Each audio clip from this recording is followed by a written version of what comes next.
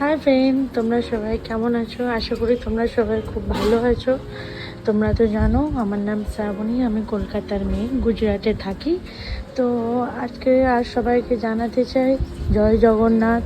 আজকের দিনটা সবাই ভালোভাবে থাকো, ভালোভাবে ঘোরো।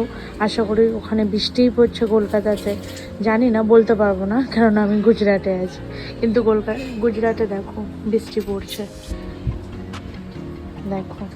তো আজকে তো আমার ডে অফ ছিল, তো ডে অফের দিন বাড়িতে ভালোভাবেই কাটছে। একা একা কি করব, এখানে তো গিয়ে কারোর বাড়িতে গল্প করতে পারবো না, কেননা এখানে ওরকম কেউ করে না।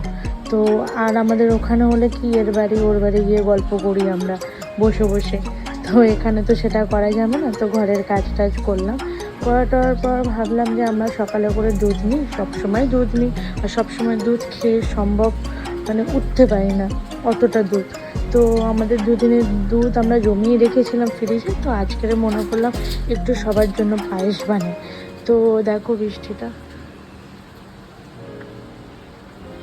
খুব সুন্দর বৃষ্টি পড়ছে। তো চলো আমি পায়েস বানাচ্ছি, সেটা তোমাদের সাথে শেয়ার করি।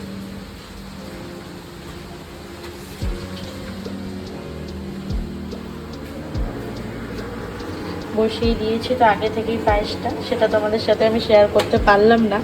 দেখো, আর এখানে আমি একটুও জল দিইনি বন্ধুরা, এখানে পুরোপুরি দুধ আছে, একটুও জল নেই। তার আগে আমি মাকে ফোন করেছিলাম, তো মাকে বলেছিলাম মা কেমনভাবে পায়েস বানায় একটু বলো না।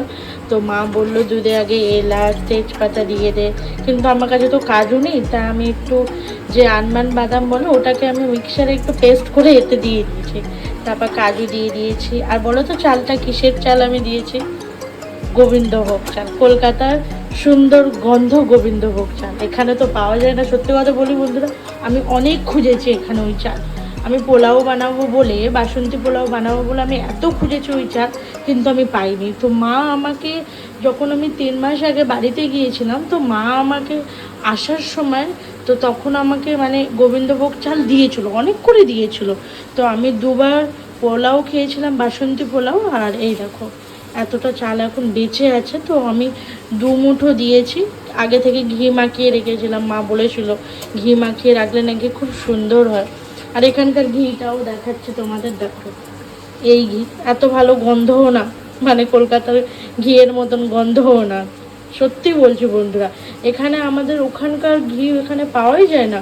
এখানে এরকমই ঘি পাওয়া যায়, তারপর আরেকটা রকমের ঘি পাওয়া যায়, বাট কোনো ঘিয়ে আমি গন্ধ দেখলাম না। তো তবুও কি করব, যেখানে দিতে হবে, কিছু করার নেই। মানে থাকার থেকে না থাকার থেকে অ্যাটলিস্ট দেওয়াটাই আমার মনে হয় ভালো। তো দিয়েছি। তো দেখো এখনও টাইম আছে। আর এখানে কিশমিশও দিয়েছি, যা যা ছিল ড্রাই ফ্রুট সব দিয়েছি। তার আগে চিনি আর একটু গুড় আমি মিক্সারে মানে গুঁড়ো করে রেখেছিলাম, সেটাও আমি ওতে ঢেলে দিয়েছি। দেখো কালারটা,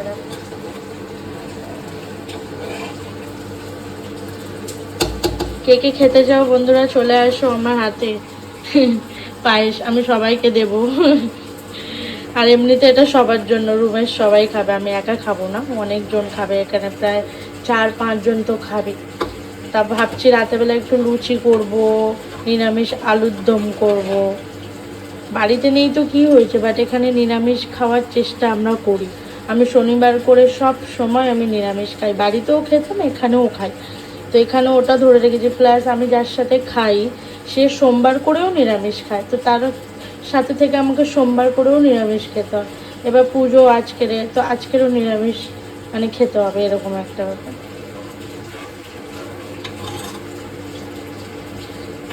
ঠিক আছে বন্ধুরা, তোমরা সবাই ভালো থেকো, আবার দেখা হবে নেক্সট ব্লগে।